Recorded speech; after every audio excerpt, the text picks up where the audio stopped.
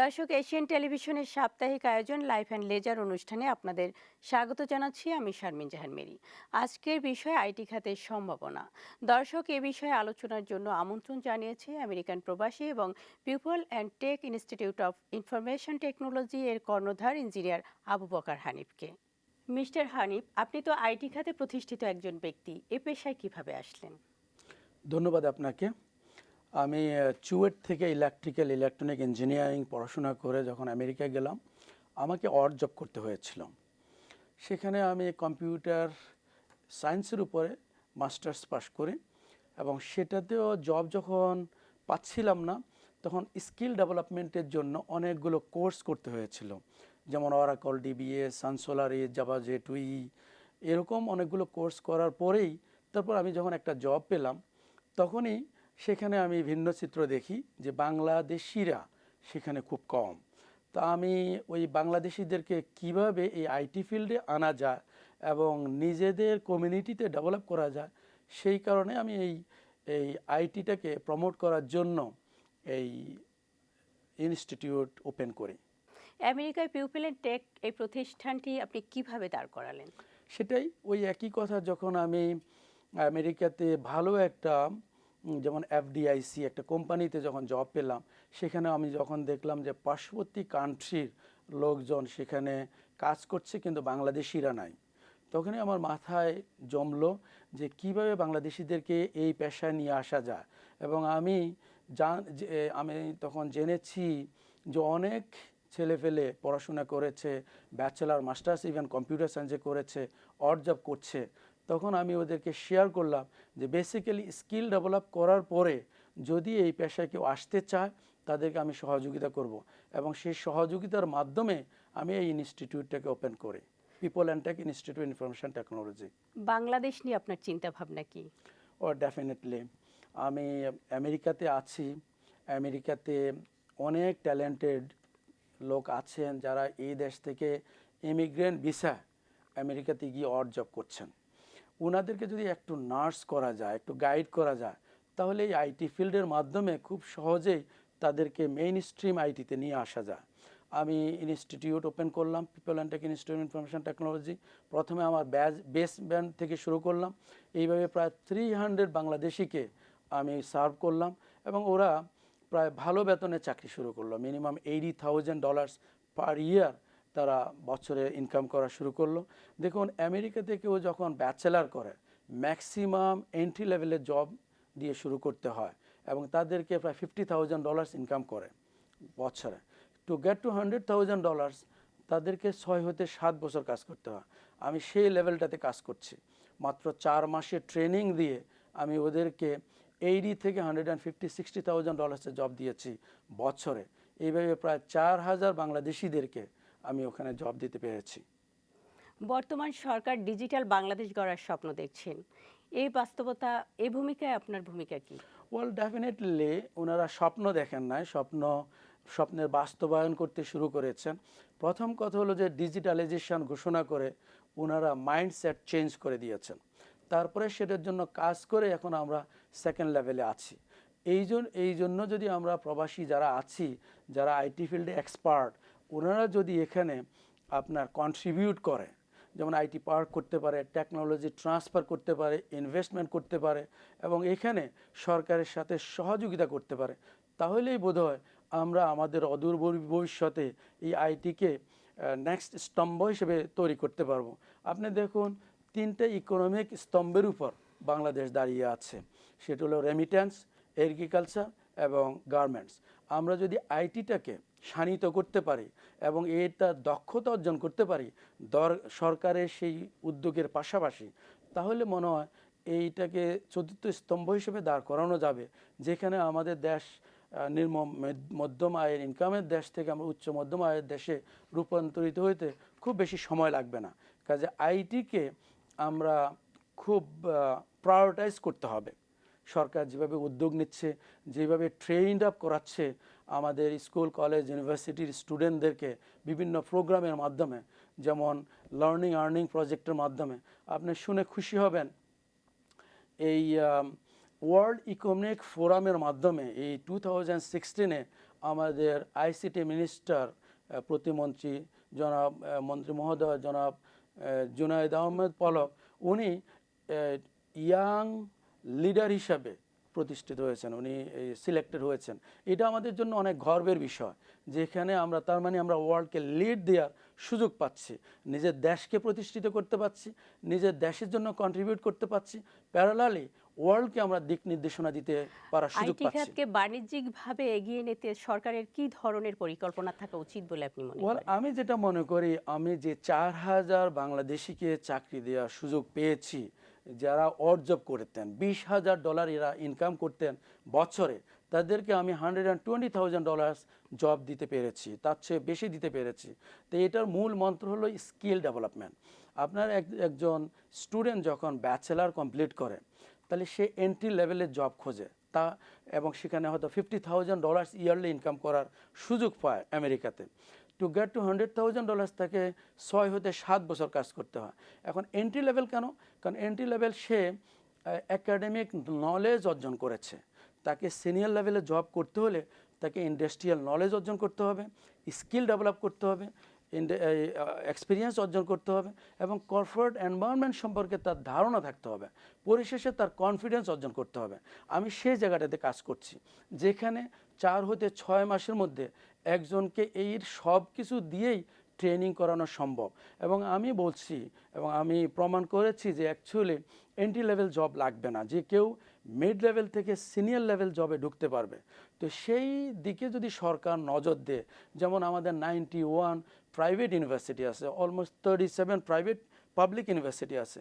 এই ইউনিভার্সিটির 7ম এবং 8ম সেমিস্টার হুইচ ইজ 4th ইয়ারে যদি স্কিল ডেভেলপমেন্টের উপরে কাজ করা যায় 6 মাসের একটা কোর্স নিয়ে, তাহলে তারা এন্ট্রি লেভেল জব না খুঁজে মিড লেভেল থেকে সিনিয়র লেভেলে ঢুকতে পারবে। এতে করে 3টা জিনিস লাভ হবে। যেমন এখানে আউটসোর্সিং প্রজেক্ট আপনি জানেন $1.2 ট্রিলিয়ন মার্কেট। তার মানে এই দেশে বসে এই গ্লোবালাইজড ইকোনমির সাথে, গ্লোবালাইজড আউটসোর্সিং প্রজেক্টগুলোর সাথে আমরা কম্পিট করতে পারি এবং এখানে বসে আর্ন করা সম্ভব। আমরা আমেরিকা থেকে এই দেশে এসেছি। আপনি তো আমেরিকাতে সার্ভিস দিচ্ছেন, বাংলাদেশ কি এই সুবিধা পেতে পারে এবং কিভাবে? Sure, thank you very much. আমরা তো সেটাই করছি। বেসিক্যালি আমেরিকাতে যেই মেথডটার উপরে প্র্যাকটিস করে আমরা এত সাকসেসফুল, সেটা আমরা এই দেশে নিয়ে আসছি। আমাদের গ্রিন রোড প্রান্তপথে আমাদের একটা অফিস রয়েছে। গত 1 বছর ধরে আমরা কাজ করছি। 3টা উদ্দেশ্য। নাম্বার 1, যারা ইমিগ্রেন্ট হয়ে এই আমেরিকাতে যাবে এই দেশ থেকে, তারা যাতে অড জব করতে না হয়, বিমানবন্দর থেকে যাতে কাজে যোগদান করতে পারে। তো সেই কারণে আমরা ওদের আঙ্গিকে এখানে শিখাচ্ছি। আর সেকেন্ড থিং হলো, যারা H1Bতে এমপ্লয়মেন্ট ভিসার মাধ্যমে আমেরিকাতে যেতে চায়, প্রতি বছর 65,000 H1B রয়েছে ব্যাচেলারের জন্য, মাস্টার্সের জন্য অ্যানাদার 20,000 H1B। তাহলে এখানে আমাদের ম্যাক্সিমাম দেখা যায় পার্শ্ববর্তী কান্ট্রিগুলো থেকেই যাচ্ছে। তাহলে আমাদের লোকজন খুব কম যায়। আমরা যেহেতু কনসালটেন্সি ফার্ম, পিপল যেহেতু কনসালটেন্সি ফার্ম, তাহলে আমরা এখানে স্পন্সর করতে পারি, এখান থেকে গ্রুম করতে পারি এবং ওদেরকে গাইড করতে পারি। এই বছরও আমি বেশ কয়েকজনকে করেছি, ওরাও হয়তো ওখানে যাবে। 3 নম্বর হলো, ওই যে আপনাকে বলেছি আউটসোর্সিং প্রজেক্টের মাধ্যমে যাতে আর্ন করতে পারে, সেই জন্য এখানে আমরা এই অফিসটা করেছি। আমাদের অফিসে আপনার PIIT.US, যে কেউ ওখানে যেতে পারে। এবং ফোন নাম্বার যদি যোগাযোগ করে 107 and 99446655, যে কেউ যোগাযোগ করে আমাদের এই সুবিধাটি নিতে পারে। আমরা 10,000 IT প্রফেশনাল তৈরি করার জন্য উদ্যোগ নিয়েছি। এটা সম্পূর্ণ ফ্রি অফ কস্ট। আমরা $10 মিলিয়ন খরচ করতেছি। এর মধ্যে 2টো ব্যাচ আমরা শেষ করেছি। এর অনেকেই চাকরি পেয়েছে। যারা হয়তো 20,000 টাকা বেতনে চাকরি পেত না, তারা এখানে $27 an hour জব করছে, $25 an hour জব করছে এবং 50-60,000 টাকা পার আওয়ার ইনকাম করছে। তো সেই সুবিধার আলোকে আমরা মানুষকে হেল্প করতে চাই, গাইড করতে চাই। আমরা স্কলারশিপ আছে আমেরিকাতে, $2 মিলিয়ন স্কলারশিপ প্রতি বছর আমেরিকাতে রয়েছে। 500 বাংলাদেশিকে আমরা পড়াচ্ছি। তারই উদ্যোগে, তারও ধারাবাহিকতা আমরা এখানে কাজ করছি। আমি আবার আসবো আপনার কাছে ছোট্ট একটি ব্রেকের পর। দর্শক, লাইফ অ্যান্ড লেজার অনুষ্ঠানে নিচ্ছে একটা বিরতি, আমাদের সঙ্গে থাকুন।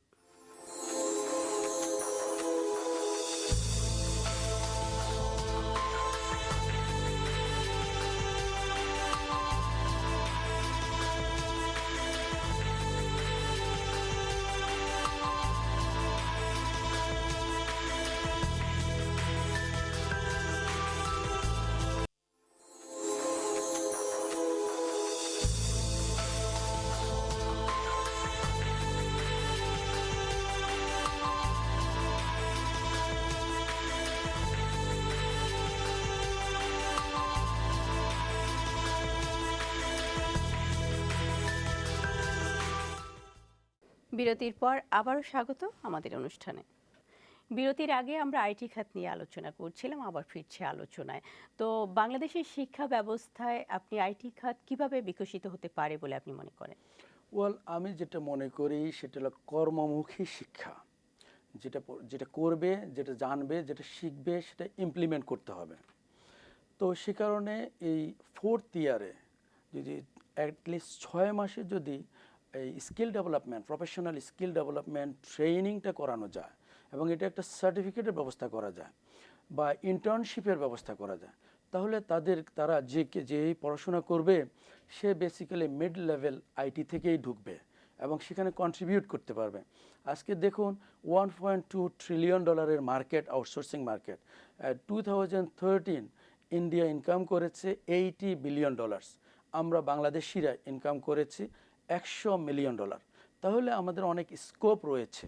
সেই স্কোপটাতে আমাদের যেসব ইউনিভার্সিটি থেকে স্টুডেন্টগুলো বের হচ্ছে তাদেরকে যদি গ্রুম করা যায়, স্কিল ডেভেলপ করা যায়, কর্মমুখী শিক্ষা দেয়া যায় এবং বর্তমান মার্কেটে যেই কোর্সগুলো চালু আছে যেটা খুবই দরকারি, যেমন iOS application development, Android application development, big data, Hadoop, .NET, C#, Java, J2E, এসবের উপরে যদি প্র্যাকটিক্যাল ওরিয়েন্টেড ওয়েতে, রিয়েল টাইম প্রজেক্ট ওরিয়েন্টেড ওয়েতে শেখানো যায়, তাহলেই আমি মনে করব যে ওরা কন্ট্রিবিউট করতে পারবে। পাশাপাশি আরেকটা জিনিস আমি উল্লেখ করতে চাই, সেটা হলো যে দেখুন, একটা ইউনিভার্সিটিতে আপনি কোর্স কারিকুলাম চেঞ্জ করলেন, মডার্ন টেকনোলজির সাথে খাপ খাইয়ে আপনি কোর্স কারিকুলাম চেঞ্জ করলেন, কিন্তু টিচার তো 5 বছর 10 বছর আগে, তাহলে উনি তো আপডেট করলেন না। তাহলে উনাকে ইন্ডাস্ট্রির সাথে অ্যাফিলিয়েটেড হতে হবে। উনাকে আপনার ইন্ডাস্ট্রিতে যেসব জিনিসগুলো আছে, রিকোয়ারমেন্ট আছে, সেই হিসেবে যদি উনি আপডেট করেন, তাহলে তো আপনার স্টুডেন্ট উপকৃত হবে। তারই স্কিল উদ্যোগে ডেভেলপমেন্টের জন্য আপনার কি কোনো পরিকল্পনা আছে? শিওর, সেজন্য আমরা যেটা করেছি, ট্রেন দ্য ট্রেইনার, এরকম একটা প্রোগ্রাম আমরা বাংলাদেশে চালু করেছি, যেখানে ইউনিভার্সিটির টিচাররা এসে এখানে শিখতে পারবে, নিজেদেরকে আপডেট করতে পারবে এবং ফ্রি অফ কস্টে আমরা ওটা করছি। কারণ আমরা একজন স্টুডেন্টকে যদি পড়াই তাহলে একজনই উপকৃত হলো, কিন্তু যদি একজন টিচারকে পড়ায় 1000 জন উপকৃত হবে। It will be a virtuous circle, and that is the reason we are just promoting that things. আর অপরদিকে আমরা যে 10,000 আইটি প্রফেশনাল তৈরি করার উদ্যোগ নিয়েছি, এরা যদি এখানে মাসে 1 লাখ টাকা ইনকাম করে, তাহলে 1200 কোটি টাকা ইনকাম হবে বছরে। সে তার সম্পূর্ণটুকুই এদেশে থাকছে। আমরা আমেরিকাতে যে 4000 পিপলকে চাকরি দিয়েছি, ওরা ইন অ্যান অ্যাভারেজ 100,000 ইনকাম করছে। তাহলে $400 মিলিয়ন তারা ইনকাম করছে বছরে। তার 20% এদেশে আসলেও $80 million, which is 640 crores are coming to this country per year। তাহলে এখানে যদি আমি ডেভেলপ করতে পারি, তাহলে ওনারা এখানেই আপনার কন্ট্রিবিউট করতে পারবে। আর আপনার যে পরিকল্পনার কথা বলেছেন, ডেফিনেটলি আমাদের পরিকল্পনা যে সরকারের সাথে বিভিন্ন ইউনিভার্সিটির সাথে আমরা কাজ করে, ইদানিং আমরা ল্যাব, ইস্টার্ন ইউনিভার্সিটি, এরকম আরও অনেক ন্যাশনাল ইউনিভার্সিটি, এরকম অনেক ইউনিভার্সিটির সাথে আমরা কাজ করছি। আমরা MOU করছি যাতে ওনাদের 4th ইয়ারের স্টুডেন্টদেরকে আমরা শেখাতে পারি এবং হেল্প করতে পারি একটা কর্মমুখী জব আইটি খাতকে আরো ডেভেলপ করার জন্য আপনার ভবিষ্যৎ আরো পরিকল্পনা আছে কি?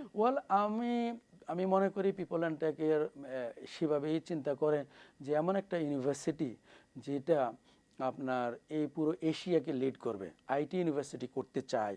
এটা আমার প্রথম পদক্ষেপ। এই অনুসারে আমি ধীরে ধীরে এগিয়ে যাব। সবার সহযোগিতা পেলে এমন একটা ইউনিভার্সিটি হবে যেটা পুরো এশিয়াকে লিড করবে। কারণ এই গ্লোবালাইজ মার্কেটে আপনার যে কোনো সার্ভিস আপনি আমেরিকা বসেও পেতে পাচ্ছেন, আপনি কানাডা থেকে পাচ্ছেন, ইন্ডিয়া থেকে পাচ্ছেন। কাজে অনলাইনের মাধ্যমে অনেক কাজ করা সম্ভব। লাইভ ইন্টারেক্টিভ ওয়েতে আমরা রিয়েল টাইম প্রজেক্ট ওরিয়েন্টেড ওয়েতে যেভাবে রেপ্লিকা তৈরি করি, তারই আদলে এমন কিছু করতে চায়, সরাসরি তারা কাজে যোগদান করতে পারবে। ডিজিটাল বাংলাদেশ বাস্তবায়নে আপনার পরামর্শ কি? পরামর্শ, সরকার যে উদ্যোগ নিচ্ছে, ইটস এ রাইট উদ্যোগ আমি মনে করি, কিন্তু যেখানে প্রজেক্টগুলো যার হাতে দিচ্ছে, মেক শিওর যাতে ওনারা ফুললি আপনার ফ্রুটফুল এফেক্টিভ ওয়েতে করছে। তাহলে এফেক্টিভ ওয়েতে যদি না করে থাকে, তাহলে হয়তো সরকারের সেই উদ্দেশ্য, আমাদের সেই ভিশন হয়তো ব্যর্থতায় পরিণত হবে। তো সেই কারণে আমাদেরকে এইদিকে একটু সজাগ হওয়া উচিত।